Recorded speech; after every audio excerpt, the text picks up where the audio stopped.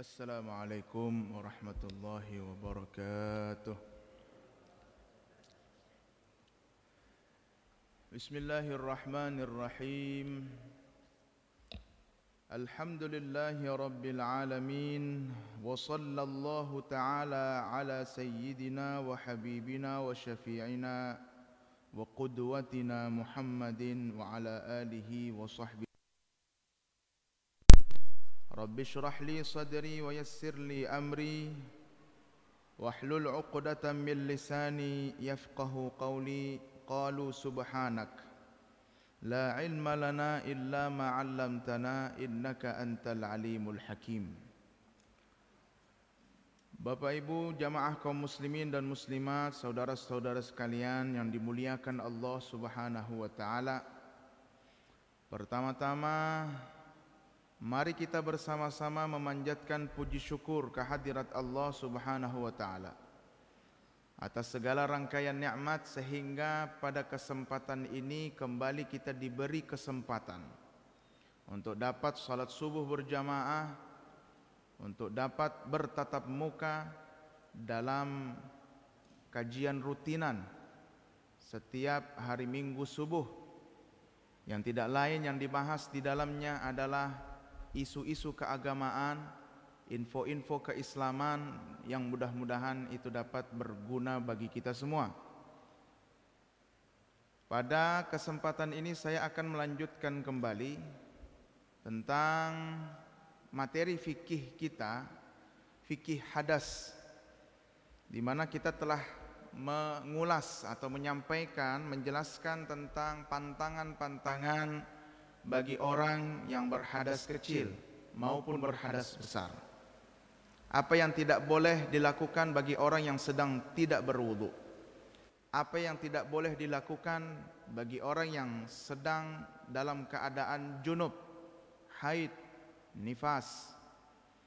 Nah, pada pertemuan terakhir kita telah kita selesaikan tentang hal-hal yang diharamkan secara umum bagi orang yang berhadas kecil maupun berhadas besar. Ada 4 jumlahnya. Ada 4 jumlah perkara atau sesuatu atau hal yang tidak boleh dilakukan baik orang berhadas besar maupun berhadas kecil. Nanti ada lagi pembahasan khusus bagi orang yang junub dan haid saja. Apa pantangan khususnya? Lebih detail lagi, apa yang menjadi pantangan, yang menjadi larangan khusus bagi perempuan yang dalam keadaan menstruasi. Nah, di sini sudah kita sampaikan bahwa yang pertama adalah salat. Itu menjadi pantangan bagi orang yang tidak dalam keadaan berwudu atau ia dalam keadaan berhadas besar. Salat tidak boleh dilakukan terkecuali kita sudah bebas dari hadas kecil maupun hadas besar. Termasuk di antara salat itu sujud tilawah, sujud syukur, salat jenazah. Itu termasuk, walaupun bukan gerakan sempurna salat yang ada iktidalnya, yang ada rukuknya, yang ada sujudnya. Seperti salat jenazah kan hanya takbir saja 4 kali. Tidak ada rukuk, tidak ada iktidal, tidak ada sujud. Artinya tidak utuh semua gerakan salat dilakukan saat kita menyolatkan jenazah. Begitu pula dengan sujud tilawah. Sujud tilawah apabila kita membaca salah satu dari ke-14 ayat yang ada di dalam Al-Quran, di mana kita disunnahkan untuk sujud tilawah setelah itu, walaupun tidak utuh, hanya sujud saja, sujud kemudian salam, ada takbir, kemudian sujudnya, kemudian langsung salam ke kanan dan ke kiri. Tidak utuh semua perbuatan salat kita kerjakan saat kita bersujud tilawah. Begitu pula dengan sujud syukur saat sedang dapat nikmat dari Allah atau diselamatkan dari balak dan musibah oleh Allah. Kita disunnahkan untuk sujud syukur. Rangkaian sujud syukur pula sama seperti sujud tilawah, yang artinya tidak semua rangkaian salat itu utuh kita kerjakan saat kita bersujud syukur. Kendati tidak utuh gerakan salat kita lakukan, tapi itu dalam hukum salat. Artinya harus menghadap kiblat juga. Artinya harus menutup aurat juga. Artinya harus suci dari hadas kecil dan hadas besar. Nah, makanya seperti yang saya singgung salah satu contohnya kemarin, banyak sekali pemain-pemain bola di Indonesia ini kalau habis menggolkan itu langsung mencari pojok corner lapangan, pojok lapangan. Setelah menggolkan, yang dicari adalah pojok lapangan itu. Di pojok lapangan itulah dia sujud biasanya. Nah, pertanyaan saya di situ kiblat. Satu. Yang kedua, sujudnya dalam keadaan selawar pendak, paha terlihat jelas. Bukan hanya pahanya, bulu kakinya pun kelihatan, bulu pahanya pun kelihatan. Yang kedua. Yang ketiga, sudahkan dia berwudu untuk melakukan sujud syukur. Yang keempat, kenapa sujud syukurnya itu hanya sujud saja, tidak ada tahiyatnya? Banyak kurangnya. Lebih baik ndak usah daripada salah-salah. Berdoa kan misalkan habis golkan gol, itu kan lebih bagus daripada harus sujud syukur tapi banyak betul salahnya. Yang jadi adalah dosanya sebetulnya, karena sujud syukur termasuk rangkaian sholat dan tidak boleh dilakukan bagi orang yang sedang berhadas kecil maupun dia berhadas besar. Kemudian yang ketiga, menyentuh Al-Quran, menyentuh mushaf Al-Quran, itu tidak boleh kecuali menggunakan alas, boleh. Yang keempat, tidak boleh membawa mushaf. Oke, menyentuhnya barangkali menggunakan alas, tapi kalau sudah begini membawa namanya itu tidak boleh sekalipun menggunakan alas. Dan beberapa masalah juga sudah kita sampaikan pada pertemuan terakhir kita yang berkaitan dengan apa saja yang menjadi pantangan bagi orang yang berhadas kecil maupun berhadas besar. Yang jelas kita sudah tahu nih, yang jelas kita sudah tahu fikihnya. Maka kita masuk apa saja yang menjadi pantangan bagi orang-orang junub dan haid setelah sholat tadi. Kalau sholat itu semuanya dapat, baik berhadas kecil maupun berhadas besar. Nah, yang jadi pertanyaan adalah ini khusus untuk orang yang berhadas besar. Apa saja yang menjadi pantangannya? Jika kita telah melakukan hal-hal yang menjadikan kita ini berhadas besar, maka ada dua hal yang dilarang di dalam syariat untuk kita lakukan. Al-awwalu al-lubthu fil masjidi. Yang pertama adalah berdiam diri di masjid. Ini sepakat. Berdiam diri di dalam masjid, seperti kita ini berdiam diri namanya. Ada tablik akbar, misalkan ada ibu-ibu haid. Ini banyak terjadi. Ada ibu-ibu haid, sedangkan tablik akbar, Ustadz Abdus Somad dipanggil ke Masjid Kiai Haji Muhammad Sajid. Wah, amin. Mudah-mudahan tinggal Pak Ketua aja lagi nih.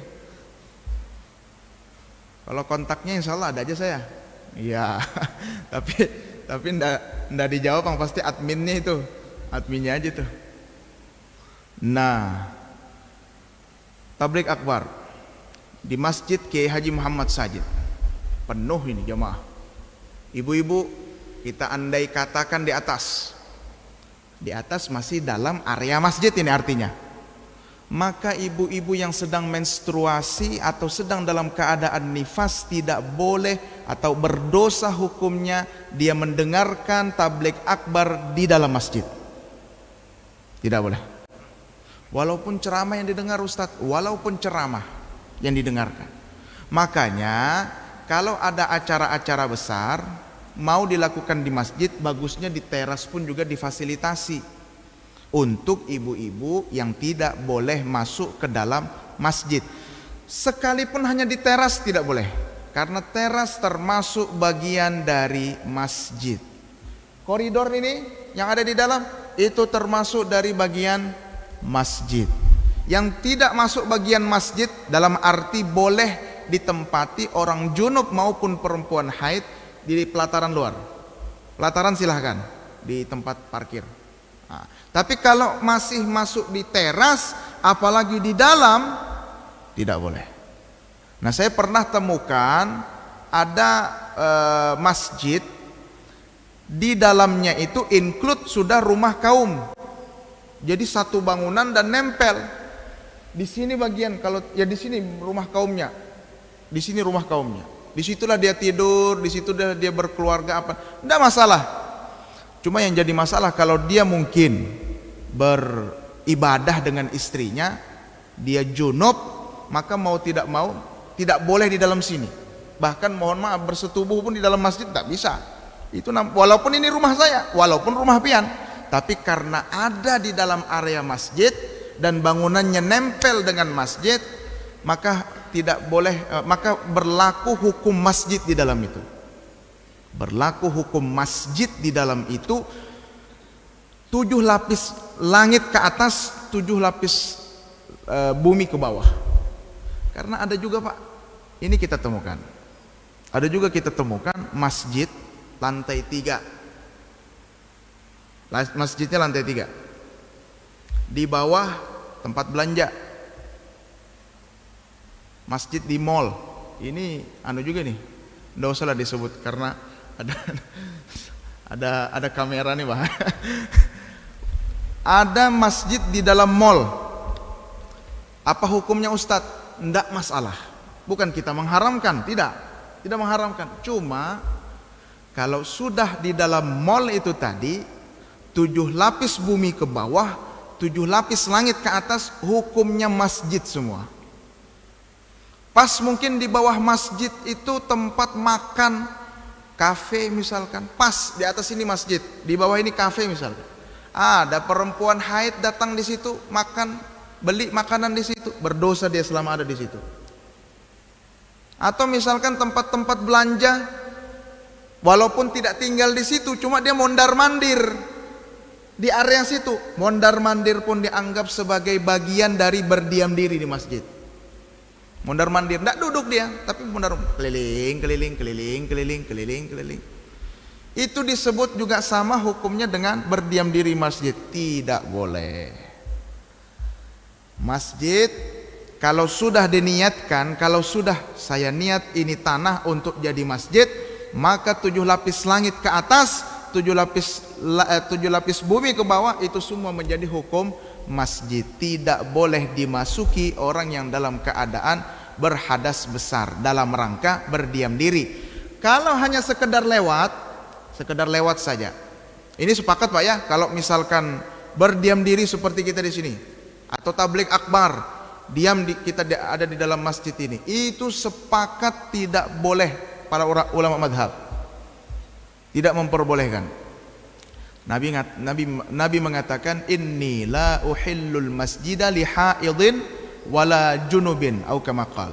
Aku, kata Nabi, tidak aku halalkan masjid bagi wanita menstruasi atau laki-laki yang sedang junub dan perempuan yang sedang junub.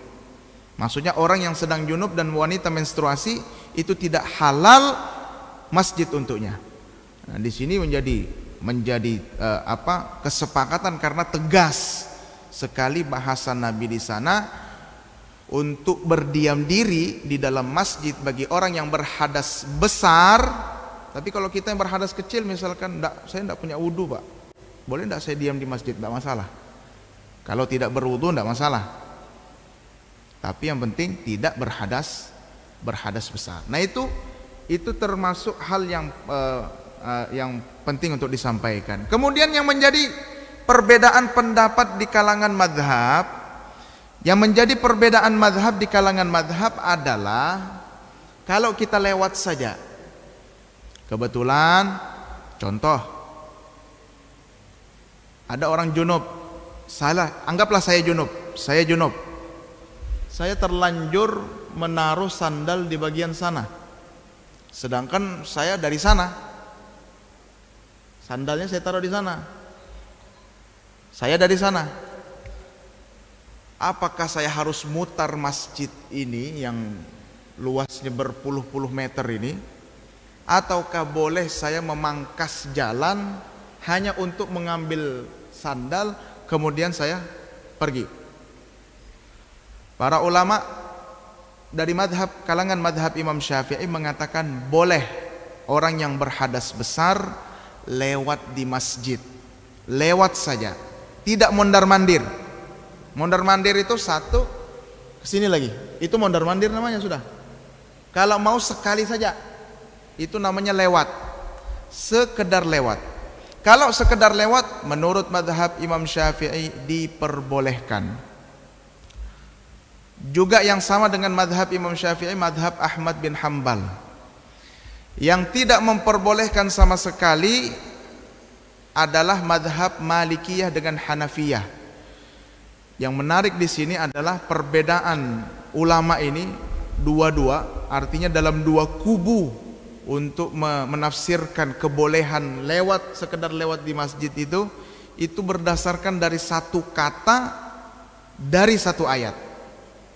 Jadi satu kata dari satu ayat itu saja yang menjadikan mereka berbeda pendapat. Allah Subhanahu wa taala di dalam Al-Quran berfirman, ya ayyuhalladzina amanu, wahai orang-orang beriman, la taqrabus salata wa antum sukara, jangan kamu dekat-dekat salat sedangkan kondisimu masih dalam keadaan mabuk. Jangan kamu dekat-dekat salat sedangkan kondisimu sedang mabuk. Ini ayat turun masih belum diharamkan secara mutlak minum-minuman keras. Tapi setelah itu sudah ada lagi ayat innamal khamru wal maisiru wal ansabu wal azlam, itu menjadi ayat yang melarang secara mutlak meminum khamar. Tapi pada ayat ini masih belum seutuhnya dilarang. Idza qumtum la taqrabus salata wa antum sukara, jangan kamu dekat-dekat salat sedangkan kondisimu dalam keadaan mabuk. Hatta ta'lamu ma taquluna wala junuba, hatta ta'lamu ma taqulun, sehingga kamu sadar apa yang kamu ucapkan. Jangan dekat-dekat salat kalau kamu dalam kondisi mabuk sampai kamu memahami apa yang kamu ucapkan. Ini sejarahnya, kalau kita berbicara sejarah tentang ini, Sayyidina Umar ibn al-Khattab pernah beliau itu dalam mengimami salat dalam keadaan mabuk, karena saat itu masih dihalalkan dalam keadaan mabuk. Bacalah surah paling sulit untuk dia, surah Al-Kafirun, tepuntal tepulilit. Qul ya, Sayyidina Umar bin Khattab nih. Sayyidina Umar bin Khattab pun bisa tepuntal tepulilit membaca surah Al-Kafirun karena memang di bawah karena sebab mabuk. Qul ya ayyuhal kafirun, katakanlah wahai Muhammad, wahai orang-orang kafir. La a'budu ma ta'budun, aku tidak akan menyembah sesembahan kalian. Wala antum 'abiduna ma a'bud, tidak pula kalian menyembah Tuhan yang saya sembah. Setelah itu apa ayatnya? Wala ana 'abidum ma'abattum, dan tidak pula saya menyembah apa yang sudah kalian sembah. Setelah itu Umar bin Khattab tidak terkontrol, beliau ngomong langsung wa ana a'budu ma abattum, saya ingatnya begitu, saya akan menyembah apa yang kalian sembah. Awalnya tidak akan saya sembah sesembahan kalian, tapi karena di bawah mabuk tadi itu, beliau menyebutkan saya akan menyembah sesembahan kalian. Nah, akhirnya turunlah ayat ini yang turun. Wahai orang-orang beriman, jangan kamu salat sedangkan kamu dalam kondisi mabuk. Hatta ta'lamu ma taqulun, sehingga kamu memahami, kamu menyadari apa yang kamu ucapkan. Yang jadi pertanyaan kita, wala junuban illa abiri sabil. Nah, ini yang menjadi titik permasalahan kita. Dan tidak pula orang junub diperbolehkan untuk masuk ke dalam salat di dalam masjid illa abiri sabil, kecuali orang-orang yang sekedar lewat saja. Nah, memaknai kata abiri sabil, orang sekedar lewat jalan saja, itu perbedaan. Ada ulama madhab Malikiyah dengan Hanafiyah mengartikan abiri sabil, kata yang ada di dalam Al-Quran itu bukan hanya sekedar lewat, tapi yang dimaksud di dalam ayat itu adalah musafir. Kalau musafir tidak masalah, dia berada di dalam masjid walau dalam keadaan junub, karena memang musafir itu kondisinya tidak punya air, tidak memiliki ketersediaan air, maka dia boleh bertayamum, silahkan di dalam masjid.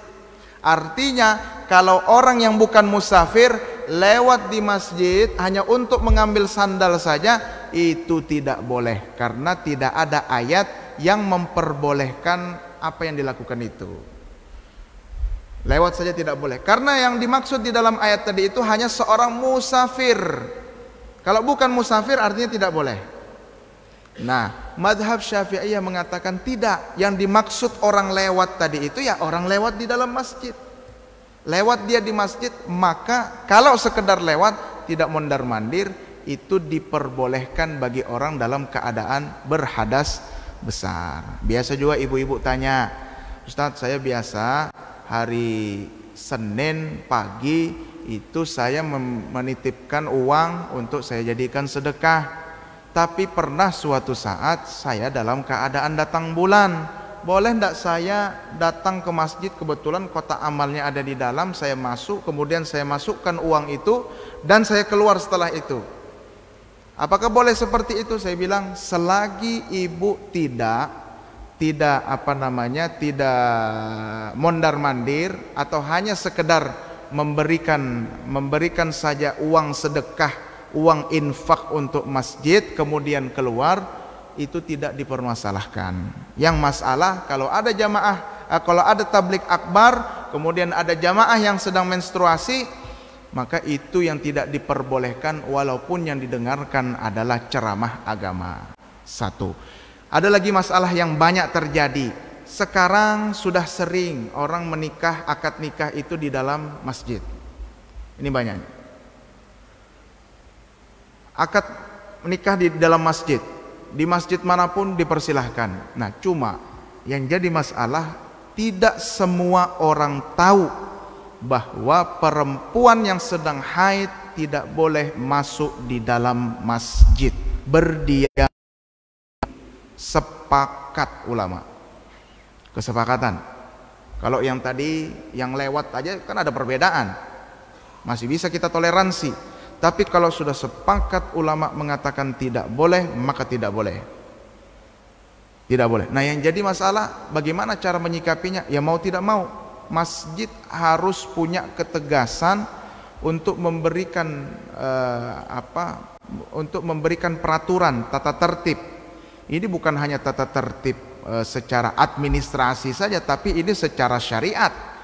Ditentukan bahwa perempuan haid tidak boleh berdiam diri di dalam masjid. Silahkan Bapak Ibu datang ke akad nikah di Masjid Kiai Haji Muhammad Sajid ini, tapi mohon maaf bagi yang sedang menstruasi, silahkan di luar menunggu sejenak sampai acara selesai, baru kemudian Pak, kalau saya mau foto saja datang, misalkan kebetulan habis akad nikah kita mau foto, enggak boleh. Foto itu berdiam. Foto itu berdiam. Yang dimaksud lewat itu lewat saja dia. Yang memperbolehkan lewat, ulama yang memperbolehkan lewat aja. Kalau dia berfoto, apalagi orang Indonesia ini enggak pernah kenyang dengan foto. Foto terus.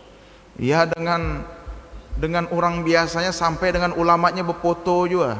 Nah, guru berfoto dulu guru. Nah, guru foto dulu guru.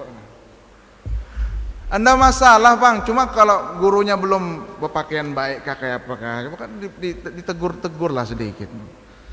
Biarkan dulu orang baik-baik gini. Ini guru berfoto dulu guru. Nah, oh belum baik guru berfoto lagi guru. Nah, berkali-kali berfoto aja. Guru saya ngomong orang Indonesia ini almarhum Al-Habib Salim bin Abdullah bin Umar Syatiri, kata beliau, orang Indonesia ini tidak pernah kenyang kalau foto. Kalau disuruh pengajian ngantuk, kalau disuruh pengajian tidak mau datang, tapi kalau disuruh foto paling cepat. Nah, baru di tag di Facebook, wah, aku habis berfoto lawan Ustaz Fauji nah. Tidak masalah kalau mau foto, cuma kalau kita dalam keadaan berhadas besar, janganlah, jangan. Kalau memang tidak mau, ya sudah, jangan diadakan di masjid, karena masjid punya tata tertib sendiri.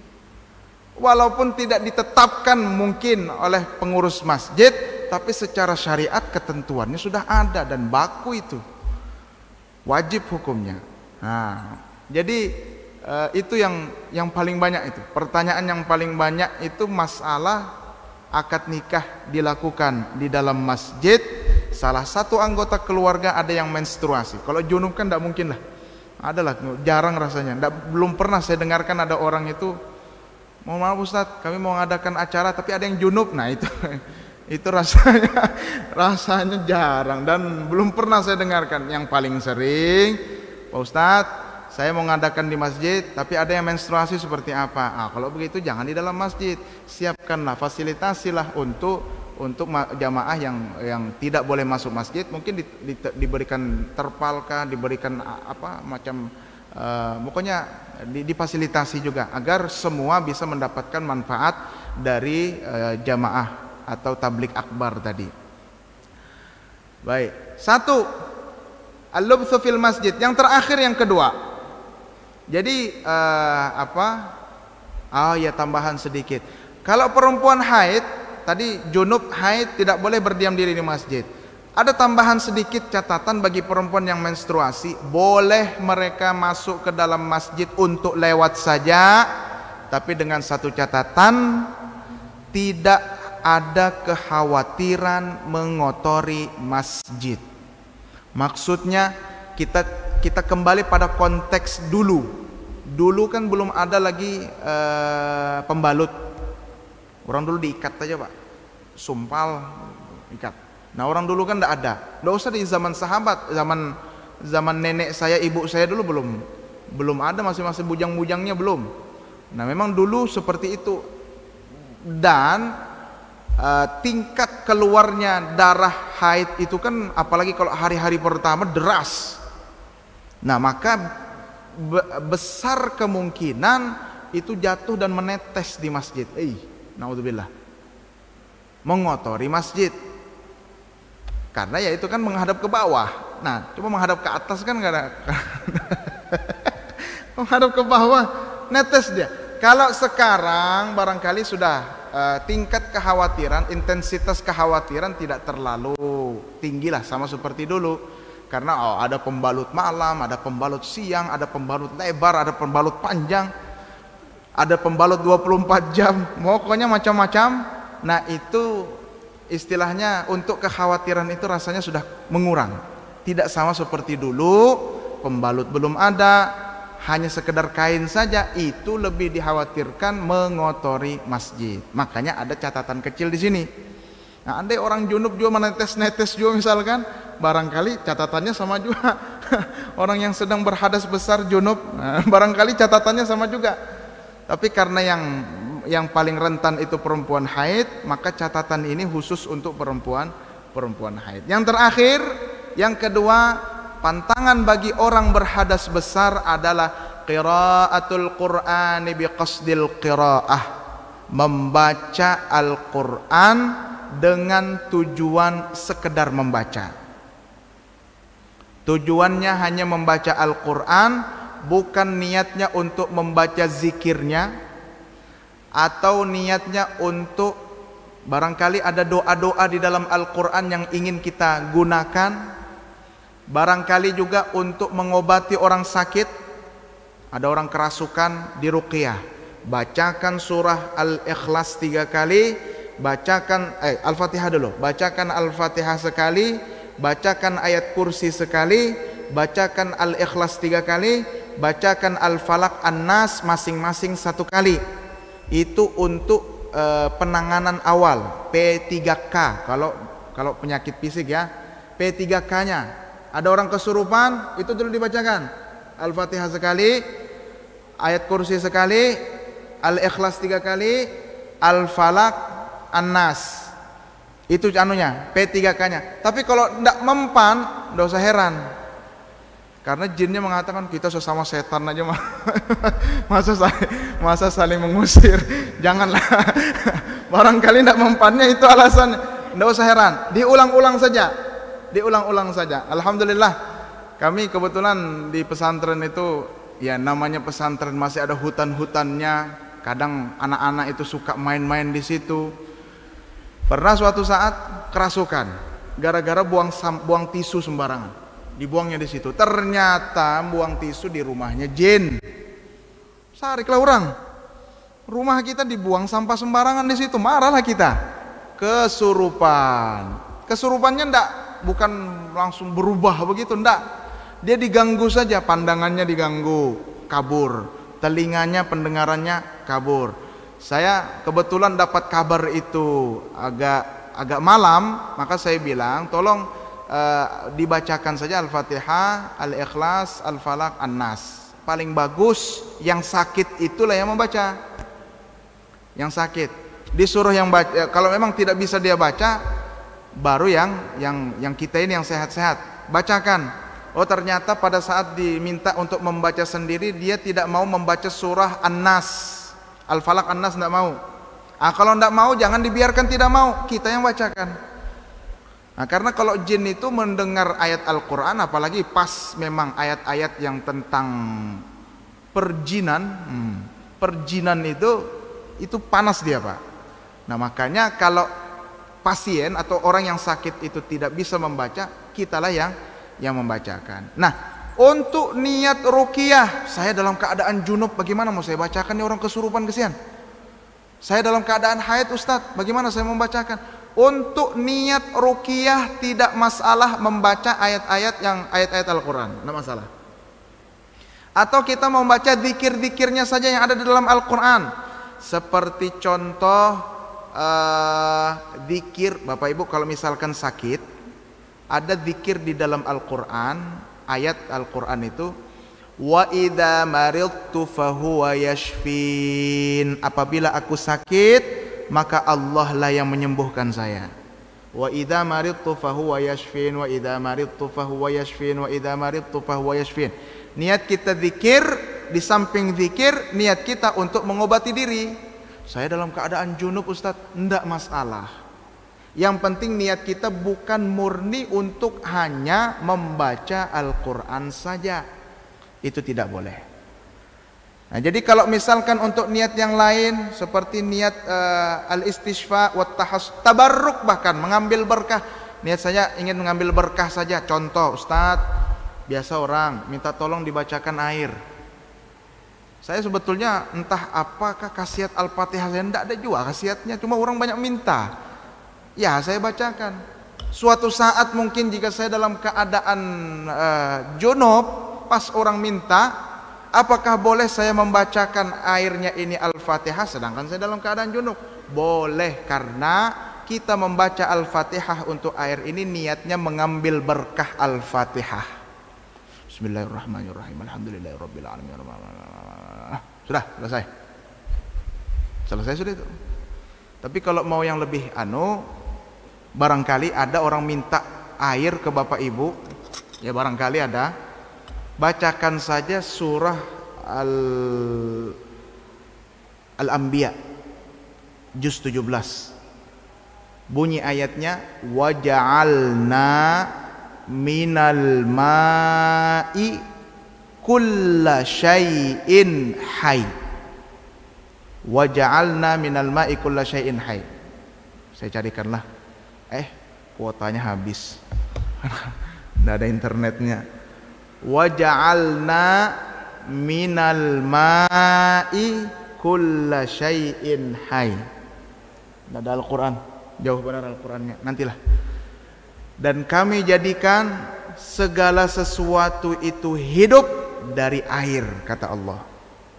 Dan kami jadikan segala sesuatu itu hidup dari air. Ini adalah bacaan yang dibaca oleh guru saya almarhum Kiai Haji Ahmad Syarwani Zuhri. Beliau kalau orang meminta doa untuk meminta bacakan, minta dibaca-bacai, bacakan itu saja. Waja'alna minal ma'i kulla syai'in hayy. Oh, ada kok Al-Qur'an saya di sini. Bentar Pak ya. Pelan-pelan. Al-Anbiya afala yu'minun. Ayat 30 akhirnya. Waja'alna minal, dia potongan saja. Kalau lengkap ayat itu, awalam yaral ladzina kafaru annas samawati wal arda kanata ratqan fafataqnahuma waja'alna minal ma'i kulla syai'in hayy afala yu'minun. Potongan ayat 30 surah Al-Anbiya. Barangkali kalau ada keluarga sakit, bacakan itu. Barangkali kalau ada orang minta bacakan doa-doa penawar, itu lebih bagus insyaallah. Nah, kalau orang khusus tadi, sedikit kita bahas tentang tadi P3K tadi. Kalau ada orang orang kesurupan, dibacakan Al-Fatihah, ayat kursi, Al-Ikhlas, Al-Falaq, An-Nas tidak mempan, maka diulang-ulang. Kalau memang pun tidak bisa diulang-ulang, diimbangi dengan air. Bacakan di air, diminumkan. Kalau juga masih belum bacakan air di ember. Suruh dia mandi. Suruh dia mandi pakai itu. Nah, kalau memang tadi tidak cukup hanya sekedar dibacakan saja, berikan air. Kalau tidak cukup diberikan air saja, berikan dia air dalam bak, dalam dalam, atau bak itu pian bacakan, tapi dalam WC pula. Ember kecil aja, di situ kita bacakan, dari air yang ada dalam ember itu kita bacakan ayat-ayat tadi itu. Nah, itu juga bagus untuk pertolongan pertama. Ya, barangkali jinnya sudah berpuluh tahun di situ, mana bisa pertolongan pertama ya, harus berkali-kali, harus penanganan khusus namanya. Nah, itu kalau untuk niat itu bukan hanya sekedar membaca saja. Niat saya untuk menjadikan obat. Niat saya untuk membentengi diri. Contoh, lau anzalna hadzal qur'ana ala jabalin la ra'aitahu khashi'an mutasaddian min khasyatillah. Akhir-akhir surah Al-Hasyr. Wa tilkal amthalu nadribuha lin-nasi la'allahum yatafakkarun. Wallahu alladzi la ilaha illa huwa alimul ghaibi wasyahada huwar rahmanur rahim. Wallahu alladzi la ilaha illa hu al-malikul quddusus salamul mu'minul muhaiminul azizul jabbarul mutakabbir subhanallahi amma yusyrikun. Huwallahul khaliqul bari'ul musawwiru lahul asmaul husna yusabbihu lahu ma fis samawati wal ardi wa huwal azizul hakim.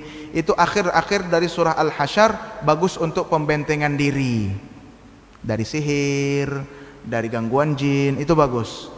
Tapi kalau mau lebih lengkap lagi, ada namanya wirid Ratibul Attas, karangannya Al-Habib Umar bin Abdurrahman Al-Attas. Ratib Attas, cari aja di Google ada.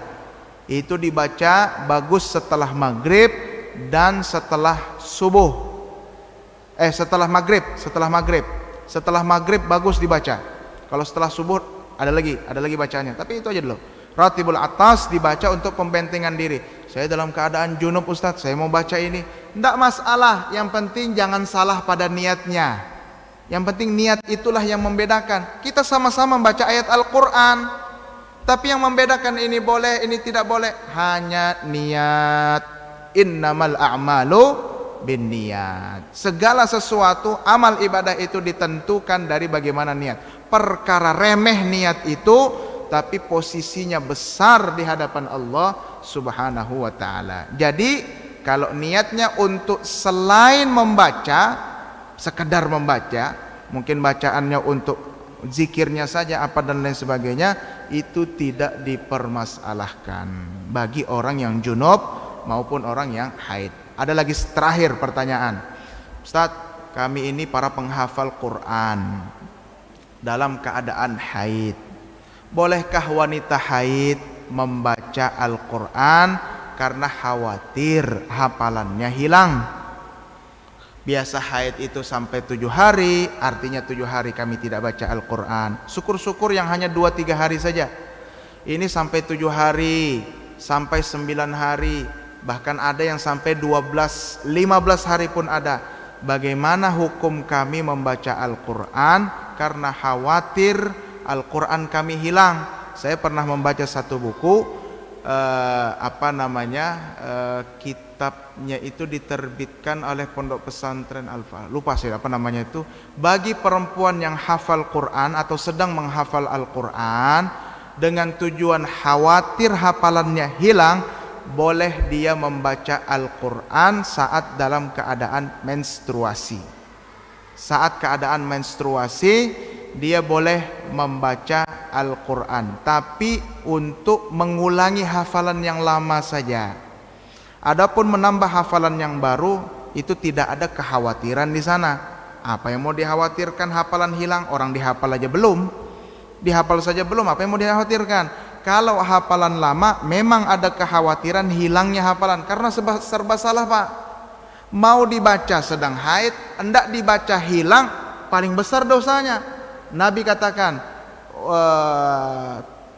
tu'radu alayya falam tu'radu alayya a'malukum falam ara dzamban a'zama min suratin aw ayatin utiyaha rajulun tsumma nasiyaha. Hadis riwayat Imam Tirmidzi. Abu Daud, mohon maaf, Abu Daud. Aku ditampilkan semua dosa umat saya, kata Nabi. Semua dosa umat-umat saya itu ditampilkan kepada saya, dan saya, kata Nabi, tidak melihat ada dosa yang paling besar dari satu surah atau satu ayat yang dihafalkan oleh seseorang kemudian ia melupakannya. Satu ayat atau satu surah yang hilang, yang sudah pernah dihafalkannya kemudian hilang, itu lebih besar dosanya.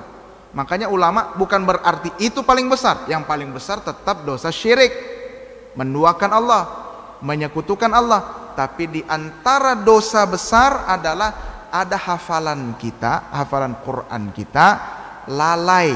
Jadi garis bawahnya lalai. Kalau lupa itu manusiawi. Kalau lalai sehingga lupa ayat tersebut, itu termasuk dosa besar. Kita hafal surah An-Nas, kita hafal surah Al-Kafirun. Kalau kita lalai membaca surah-surah tersebut kemudian lupa dalam ingatan kita, maka itu termasuk juga dosa besar. Walaupun saya bukan penghafal Quran, jadi berlaku umum. Nah, Bapak Ibu yang dimuliakan Allah Subhanahu wa taala, barangkali ini dua hal yang menjadi pantangan bagi orang yang berhadas besar, baik dia junub maupun haid. Insyaallah pada pertemuan selanjutnya kita masuk pada apa saja yang menjadi pantangan khusus bagi perempuan haid, di samping tambahan-tambahan yang sudah disampaikan: salat, tawaf, menyentuh Al-Quran, membawa Al-Quran, kemudian berdiam diri di masjid, membaca Al-Quran dengan niat sekedar membaca. Nanti ada lagi tambahan khusus bagi perempuan yang menstruasi. Nah, barangkali ini yang dapat saya sampaikan, kurang lebihnya mohon maaf. Adakah pertanyaan atau langsung? Ada pertanyaan? 1, 2? Tidak ada? Ini saja yang saya dapat sampaikan. Mudah-mudahan bermanfaat dan berguna untuk kita semua. Wallahul muwaffiq ila aqwamit thoriq. Assalamualaikum warahmatullahi wabarakatuh.